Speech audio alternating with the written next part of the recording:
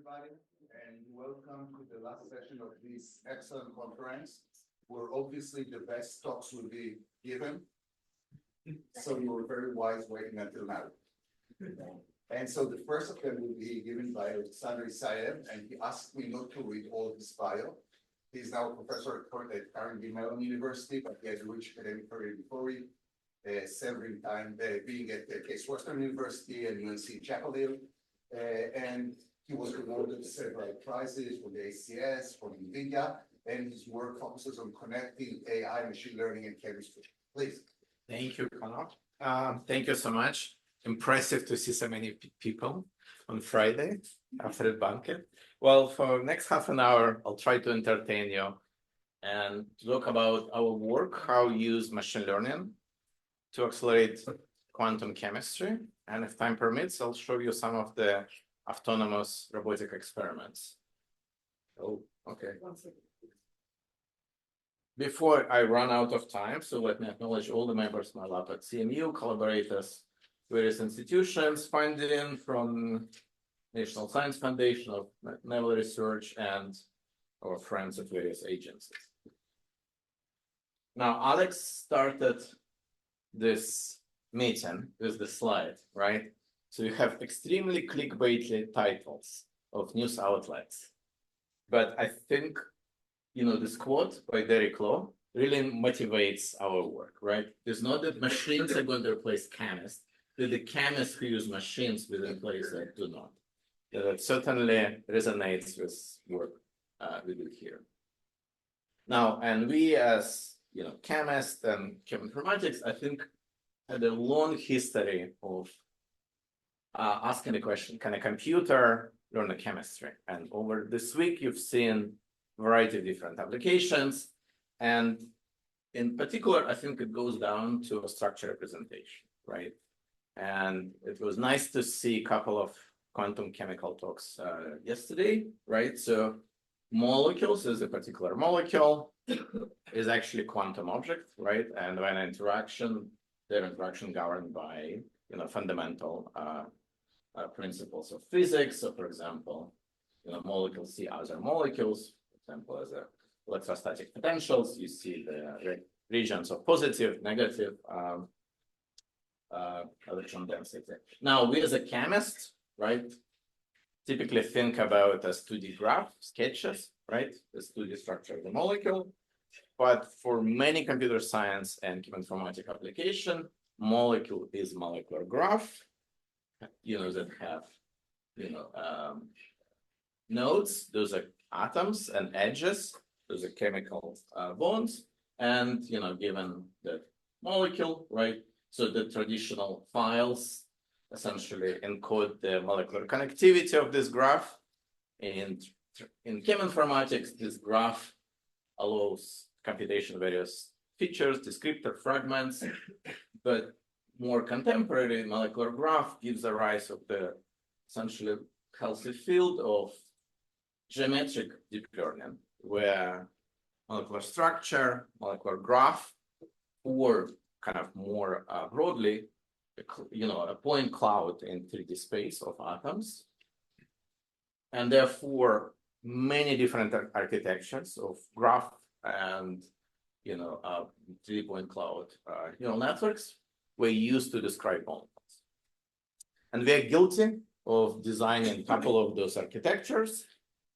And in particular, why it is useful.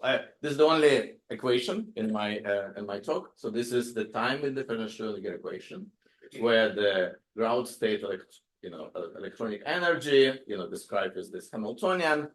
Now, as a seasoned data scientist, we can look at it, say, oh, okay, this is supervised regression problem, right? So my ground state energy, this is magic function f of molecular coordinates. So what we do, we use neural network to approximate this function f.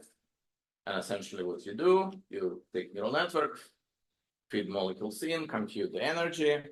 Beauty of neural networks, they're differentiable, right? So you backpropagate, you have gradients, you can do molecular dynamics, you can backpropagate twice, you have Hessian, you can compute properties, spectra, and therefore that gives a rise of the why machine learning potentials are very attractive.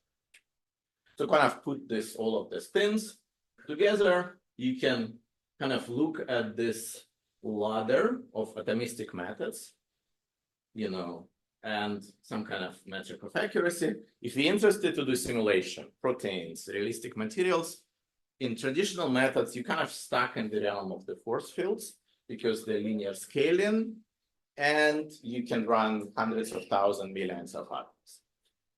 Oh, it's rain there.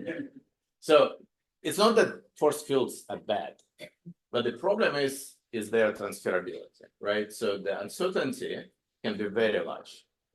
And therefore, to reduce this uncertainty, you typically have to, climb this ladder, go maybe semi-empirical, tight binding methods, density functional methods, a couple cluster theory, but you pay the price of the scaling, right, to reduce this uncertainty. And for example, in my realm of organic molecules, the couple cluster theory, it's called the gold standard, gives you an error about 1 kcal per mole, but you pay the price of the 7 order, of scale. And if you really die hard quantum chemists, right, there is your unachievable heaven of full CI with complete basis set. And therefore, the promise and the interest of ML potentials is kind of bridge this gap, traditional gap between the scale, that if you pick a particular reference of quantum mechanics and you train your ML potential, you combine favorable scaling and hope to approach accuracy of your reference mechanical data. In many cases, this density functional theory, and therefore, often we see the speed ups about 4 to 6 order of magnitudes. Things what you typically run on a large clusters now can be run on a laptop. And therefore, probably the most well-known method called ANI architecture, and it's very simple, feed-forward neural network that use idea of what's called the local atomic environment, where essentially each atom inside the molecule approximated by this atomic environment vector to a cutoff radii around 5 angstrom. So apologies, it's not for scale, but essentially your neural network zoom in at one environment at a time, and some of these atomic environments gets your total energy. So you featureize your molecules, compute these atomic environments, pass to neural network, compute with energy, sum them up, get the total energy. The beauty of that was the first method, what's called a transferable neural network force field. We train it once, we release the weights of the model, you plug it into your favorite simulation package, you don't need to retrain, and we parameterize it at a time for biogenic elements, CHNO, and kind of looking into, firstly, drug discovery applications. Now, since then, we had more progress, what I'll show you today. Now we have up to 15 elements. We can do metals, we can do spin states. But again, our code lives on GitHub, so we use storage ecosystem, hence storage ANI library. Again, you have 2 choices of theory. We have a hybrid, DFT functional is particular basis set, and we also have a neural network been trained to approximate a couple of cluster calculations. And again, you plug it in your favorite simulation package, and you can do pretty much standard things. Geometry minimization, molecular dynamics in your favorite ensemble, you do thermochemistry, harmonic, quasi-harmonic approximations. We have tools for continuum solvent effect, periodic boundary conditions, run on a GPU. Again, show you a couple of applications. You've probably seen the slides before. It essentially solves the problem of small molecule in a gas phase, right? It gives you extremely good geometries and potential energy surface in a gas phase. So this is a couple of traditionally hard to describe molecules for force fields. You see a lot of sulfur, halogen, so they're polarizable. You see the conjugation, but what the plot tells you This is potential energy surface for a couple of dihedral angles, reference DFT, left ANI. None of these molecules were specifically in the training set, but you see a minima we expect to see, you see maxima we expect to see, and overall errors 1 to 2 kcal per mole. Now, same for reaction thermochemistry.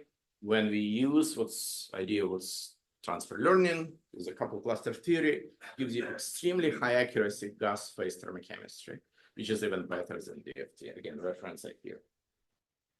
Now, we also build convenient tools for application. Kind of newer developer package called After3D. A lot of the chemical databases use SMILES string as the mean to describe the chemistry, and often it's only 2D structure. And for many structure-based and other downstream tasks, you need three-dimensional structure.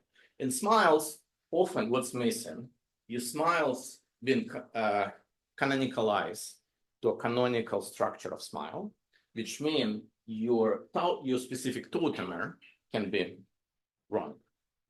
Often, stereochemistry is missing. So After3D is a package that helps you to optimize those tasks. SMILES to 2D structure. We can do tautomer enumeration, enumeration of stereoisomers, filter enantiomers, and then you can obtain either lowest energy conformer, or if you prefer, you can have ensemble of three of conformers. Again, it use all our neural networks on the back end, and it use essentially highly parallel batch optimizers, so you can do essentially hundreds of conformers, optimization of hundreds of conformers for in a few seconds. It's a Python library. You can also use it as a command line tools. So let me show you quick examples of the applications. Went to a database, took a bunch of SMILES, and in the database that was essentially reactions of the tautomerization. Think about kita, enol, a prototropic tautomerizations. So we can do traditional QM calculations with the conformer search, and we computed free energy of reaction as electronic energy plus 0-point energy, thermal correction, the standard, harmonic approximations. So free energy computed with ANI versus DFT, for the wide variety, wide range of energies. You see the error is 1.5 kcal per mole, again, for the distance speedup. Very popular package. People install After3D if you're interested, and used by many labs and our friends and companies. So we push, despite that architecture is very simple, we really push it to boundaries. Recent applications, we extend this model toward reactivity in condensed phase applications. If you're interested in combustions, it's essentially the same architecture, but parameterized for things like thermal decomposition, reaction in the condensed phase, carbon structure, things like that. We adapted the representation, and for example, we built tools to predict pK. So you can drop in your protein structure, and it predicts your protonation states for your theoretical residues. So you see utility, despite the fact that the architecture is very simple, wide variety of applications. Now, what we can do also is help with the traditional structure-based drug discovery applications. We do not have force fields for a protein yet. However, what we can do is the following. In a lot of practical tasks, the free energy simulation, things like FEP or TI, thermodynamic integration, free energy perturbation simulations used to compute binding affinity. So you do explicit molecular dynamics of ligands and the protein, and for a well-behaved systems, the promise you get an accuracy about 1 to 2 kcal per mole. However, there's a disclaimer of the well-behaved systems. So this is one protein. It's a kinase protein, TYK2. This is not very well-behaved system. But this system is part of what's called the Schrödinger test set of the FEP test set. And it has congeneric series of ligands with high quality binding affinities. So what we can do now, we can do traditional, MD simulations, but at this point we replace the part for the ligand and use our neural network, and the rest is standard of the shell force field. You have to rewrite and be careful to do all the thermodynamic cycle, but again, in the paper gets you into the math. But for a very little overhead, essentially, you can do this hybrid ML-MM simulations. So how it works, if I now look for quality of the absolute binding free energies, so this is experimental delta G for that series of ligands versus computed delta G. This is how it looks. If you use for summary statistic root mean square error, 1 kcal per mole. It's actually not bad. But look, you get nicely predicted ligands and bunch of outliers. And therefore, for many projects, this accuracy is not good enough. Now, if you do the same simulation, because again, just a ligand part described by the neural network, this is what happens. So your error drop in half, and your R square going from 0.4 to 0.86. See drastic reduction of the outliers. Why it works? Again, because of so many approximation in the force fields, and especially the couplings inside the torsion angles. So this is a particular kinase compound. You see the typical kinase moiety. If you look for a couple of these dihedral angles and build high quality potential energy surface, looks like that. So this is your minima here. Now, standard of the shelf force fields get you something like that, which means the maxima is here, right? And this is what Anya gives you, right? And therefore, much better description of conformational degrees of freedom and smaller errors in your simulation. So 2017, simple idea, and I think many powerful applications. Now let's go to present after few generations. So this is our latest architecture. It's called second generation atoms and molecules neural network. You see the increase in complexity. So what happens in these few years? First of all, now, in addition just to purely geometrical descriptor, we can modulate neural network into molecular charge and a spin state. We can describe closed shell molecules, radicals, metal centers. We use message passing to recover some of the long-range interactions. Inside this architecture, we have this what's called the neural charge equilibration block, which I'll describe on the next slide. But also, we can predict partial atomic charges and inform, the learnable representation inside the molecules. Since we have charges, you can directly plug it into your favorite simulation package, do long-range electrostatics. Dispersion is also analytical. There is no need to waste neurons. So you have essentially neural network kind of data-driven parts that describe kind of short to medium range interaction and physics-based long-range interactions. So an idea of this neural charge and spin equilibration was described by us a couple of years ago, but I think this is really important if you want to describe non-local effects.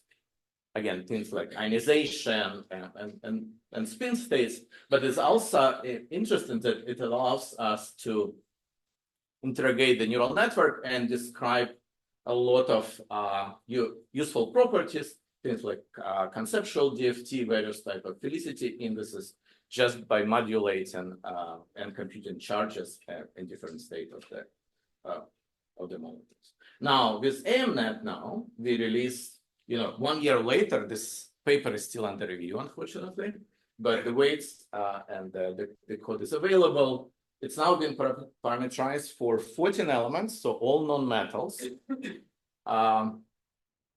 It's equally good in terms of accuracy for neutral and charged molecules. And with this extension of elements, now we can describe very unusual hypervalent and element organic species.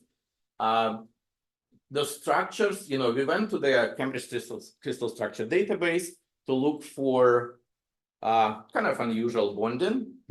And so it was so unusual when you do a 2D sketch in a ChemDraw, it's actually complain and highlights the area. So you see boron cluster with selenium and carbons. You see negative fluorine in a couple of arsenics, boron nitride in aromatic settings, phosphorus in kind of, and the highlighted 3D structure, there's a crystal structure from the CSD and, AMNet optimized structures. Now, it is fast. It runs on a GPU. If you deal with medium-sized molecules, you can optimize hundreds of conformers, probably for a few seconds on a GPU in a kind of limit size to, tens of hundreds of thousands of atoms. It behaves linearly, so you can scale this calculation, hopefully, for a larger system as well.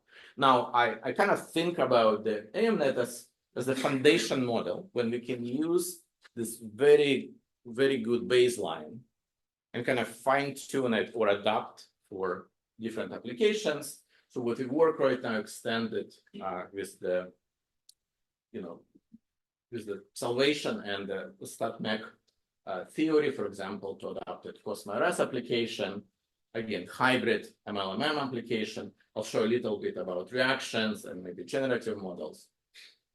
So what we work right now is, again, as Connor and I are part of this new institute called Center for Computer-Assisted Synthesis, and we work with computer scientists and synthetic organic chemists to kind of digitize the chemistry. Therefore, idea of this reactivity and assisting computational chemists to tackle a problem of, localizing transition state, finding mechanism of chemical reaction, deep network reaction exploration. And therefore, what we work right now is essentially extending AMNet to a fully reactive model. Therefore, you can do your traditional transition state application, transition state search application, localization, finding reaction coordinates, running ARC. And also it presents us an opportunity to rethink the algorithms. Transition state searches and IRC traditionally looks like sequential. You do one by one and look at them. But what we do right now, we rewrite all this algorithm into batched, highly parallel versions that allow you to essentially run hundreds or thousands reaction search in parallel. Therefore, you can achieve a speeds of hundreds of thousands pathway exploration on a single GPU a day, and that gives you massive speed up. And in terms of applications, exploration for deep reaction networks and catalyst ligand design. So there's an application for for example, for a click chemistry, again, alkyne with azide, even the triazole. So when you do IRC, localized transition states, going to reactants to the product, the cyan is the AMNet, red in DFT, and what essentially, since you can hardly see the difference, can kind of gives you about the accuracy of the energies and the geometries for transition states, and accuracy of localization of the reaction coordinates. We tested in variety of different reaction mechanism. If you don't see your favorite reactions, please let us know. We'll be happy to extend. Our first metal was palladium, and stay tuned for a preprint to be released soon. So it allows us, again, very fast exploration of reaction mechanism. So this is rapid profiling of the palladium catalyzed Suzuki cross coupling reactions. You can vary ligands and find maybe optimize a ligand or give you tools to look for optimization of selectivity and other properties of reactions. how accurate it works. So this is, for example, accuracy of energies for oxidative addition reactions. Again, typically 2-3 kcal per mole in terms of energies, and alignment of DFT versus AMNet optimized geometries. You can hardly see the difference. Now, last few minutes, let me switch some gears and talk about some of the new trends, and in particular that both in computation and experiment, we see increased scale of the data. So we have high throughput everything. Now we have all these powerful algorithms, but also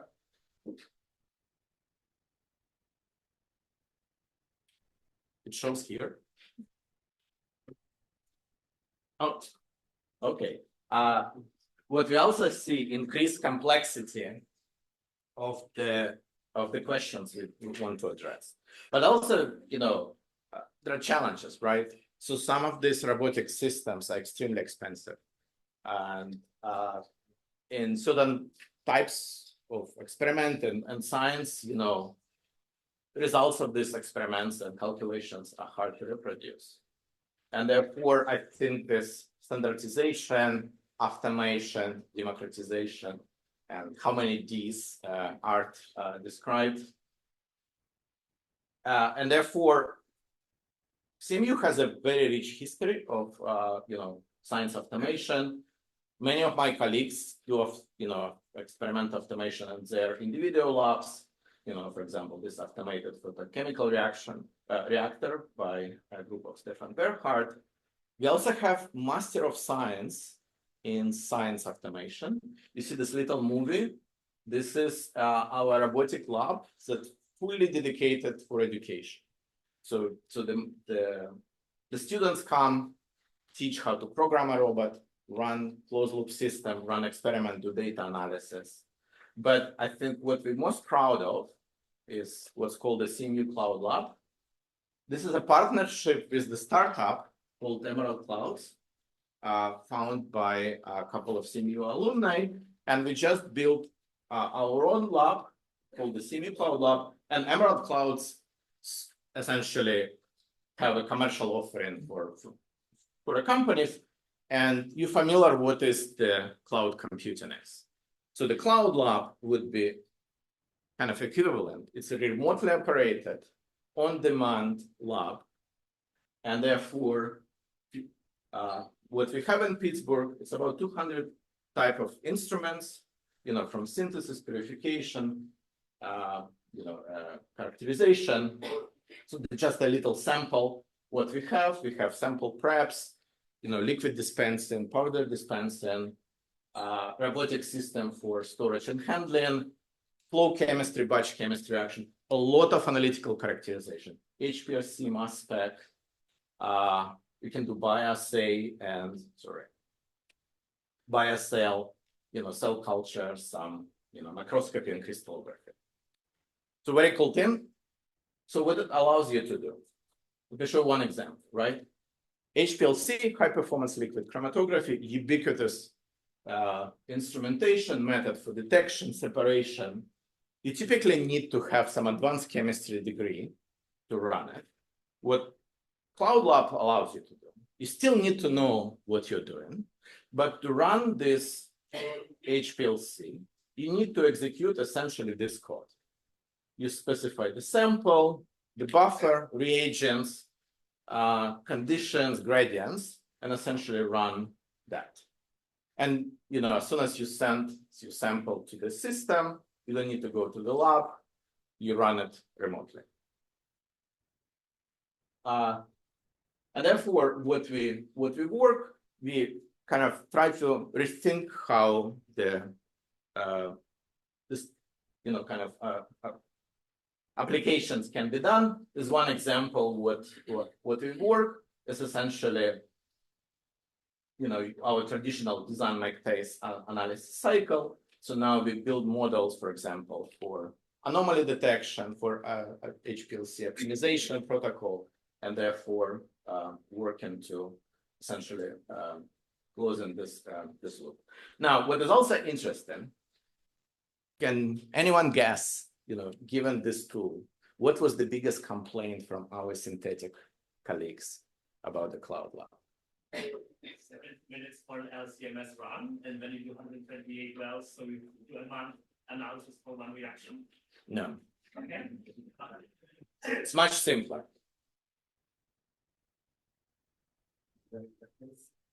Almost. They need to learn how to code. This was the biggest complaint from my synthetic colleagues. Hence, a colleague of mine, Gabe Gomez, came with a beautiful idea. Now you can use LLMs. You don't need even to code. So you can expose doc from the ECL, combine it with the experiment planner, and now you can talk to the chat. Essentially, you can talk to the chat GPT in almost plain English and say, "Hey, use this sample, run me HPLC, that kind of column.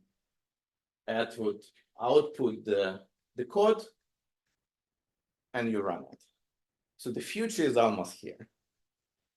However, again, there are certain things where LLMs have a limited capability. For example, in planning. In my lab, we use slightly different approach. You still need to code. But we think about, can we use reinforcement learning agents, expose them to essentially to the instrument, reagent, to the ecosystem of the cloud lab. And essentially, you play a game of running experiments. So we worked with synthetic polymer chemists who are interested in designing of polymers. And polymers here are very easy kind of a toy system, because this is simple to do experiment and complexity running in the flow. So the interest is designing a polymer with a particular toughness. Therefore, you do multi-objective optimization in this strains test of toughness. And what we build in a system that exposed to reagents, so it can pick the monomers, the precursors, request the synthesis of the polymer and characterization. So for example, this IR spectra and GPC, and then now take this elastomer, load to 3D printer, print the object, variety in different parameters of this experiment, and therefore running this multi-step experiment essentially as the one system, essentially teaching a machine skills for chemists have. With that, I think we as the community and as the chemists, many of us think about how to design those AI-driven system where we have our friendly AI that help us, not only with simulation, but maybe also with hypothesis, running experimentation, connecting that AI with the high throughput synthesis, characterization, and therefore maybe we can close this loop fully and achieve this dream of fully AI-driven molecular discovery, maybe even in real time. With that, thank you very much, and I leave you with a bunch of links. All of our codes on GitHub, Ani available on the GitHub, and hopefully part of your favorite simulation packages, MNet, our data here, and thank you very much for your attention.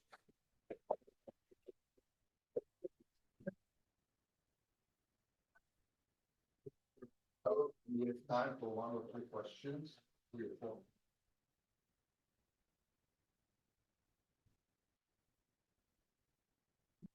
Thank you very much for this. Is quite exciting talk, and it's very impressive. My simple question is: have you ever applied your force field to the molecular dynamics? Because taking the statistical average of some physical quantity would be quite important, in particular to the condensed phase.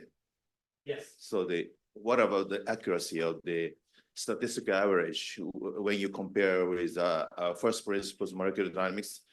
with your method? This is a good question.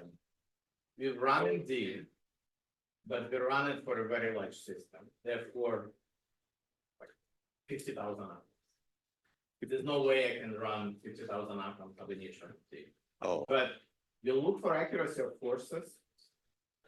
It's quite good. So I would expect that when you do ensemble averaging, the average would be very close to, and there are other studies, particular, for example, in water, when you feed the water potential, run in combination D, run neural network based MD, and also look for experiment. They're very, very consistent. Therefore, ensemble average from neural networks are typically very close to ab initio. oh, that's wonderful. My second quick question is about the database. Now we can, by using your method, we can get a lot of information.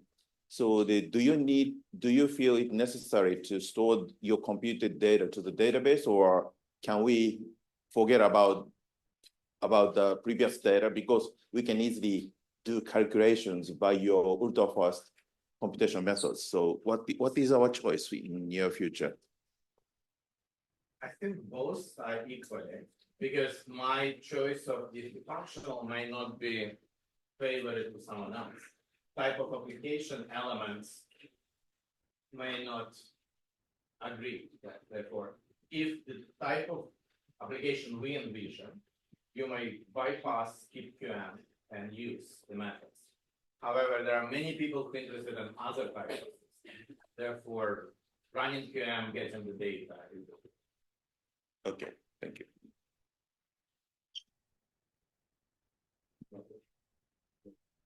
So I have a lot of questions for the coffee break, but for the moment, just one. You know, when Ellinger started developing MM2, he highlighted a main problem with force field fitting. That is, force field parameters don't extrapolate nicely over the molecular size range. Whatever you learn from butane will not work on octane.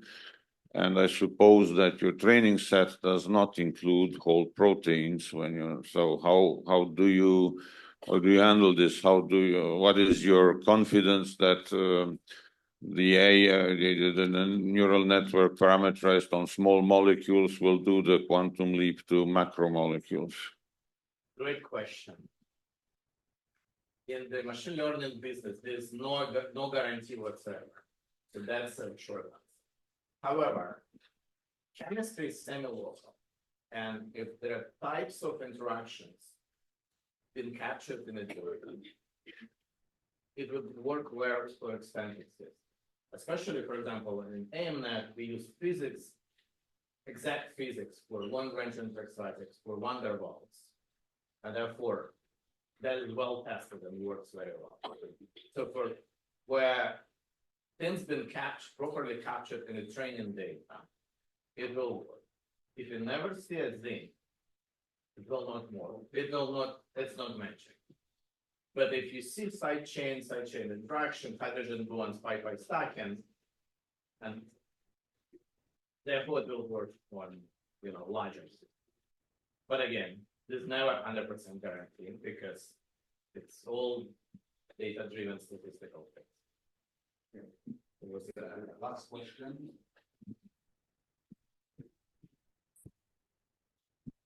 Great talk, Alice.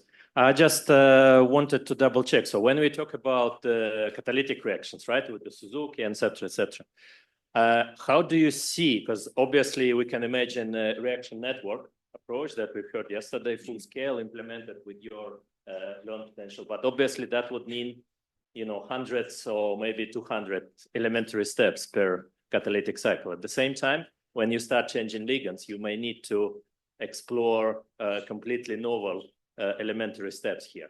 So what's your opinion? What would be the I think it's a great challenge. I think those tools give us a hammer, and we can rethink some of the applications, how we compute those reaction networks. But again, with this speed, some of my colleagues run like a depth 5 or 6 step reaction networks, millions of reactions for complex molecules, not published yet, but you can again, you can run very complex things. The question is, again, the accuracy and, did we have enough parameterization for describe this complexity of chemical reactions? Then maybe actually you will have also machine learning on the reaction network graph as such, and then it will tell you like based on the uncertainty, like for And then you need to explore more for certain subtypes of. I think also with the difference between the traditional force fields, we have uncertainty, and you can at least qualitatively, indicate that. Thank you. Okay, this will be continued over the coffee break. Let's take